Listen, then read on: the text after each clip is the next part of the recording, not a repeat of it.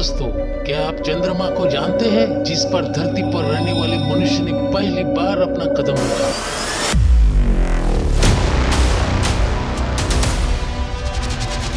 आप कहेंगे ये क्या सवाल है? चंद्रमा को तो हम सारे पृथ्वीवासी जानते हैं, लेकिन क्या आप जानते हैं कि वह एस्ट्रोनॉट्स ने पृथ्वी पर लौटने से पहले बहुत सारा सामान चंद्रमा पर छोड़ आए थे, जैसे कि फूड रैपर, अपने दस्ताने, अपने वैज्ञानिक उपकरणों को, अनवांटेड मशीन्स और अपना पुप।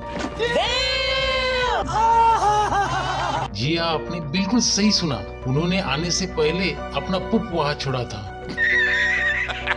आज तक सभी चंद्रमा लैंडिंग के दौरान अपोलो अंतरिक्षियों ने ऐसे कुल मिलाकर 96 बैग वहाँ चंद्रमा पे छोड़ आए हैं, जिसमें पेशाब और उल्टियों से भरे भी बैग है। असल में धरती पर वापस आते समय अपना स्पेस कैप्सूल का वजन हल्का करने के लिए उन्होंने ऐसा किया था।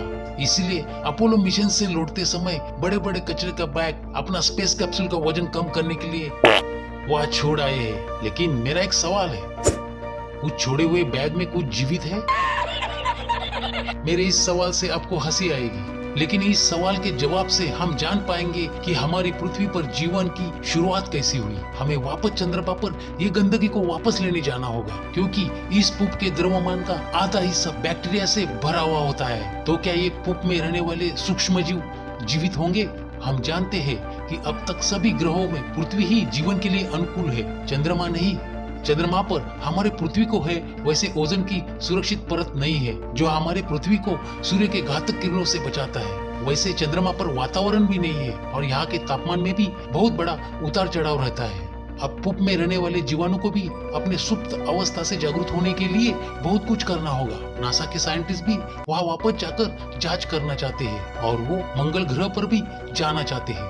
चंद्रमा की तुलना में मंगल पर पतला वातावरण, बहते पानी के सबूत ऐसे जीवन के लिए पोषक वातावरण है। अगर चंद्रमा पर ये जीवाणु जीवित रहते हैं तो मंगल पे तो उनके लिए बहुत बड़ा पोषक वातावरण पहले से ही मौजूद है। तो मेरा सवाल है, तो क्या होगा जब एस्ट्रोनॉट्स मंगल पर जाए और वहाँ करे?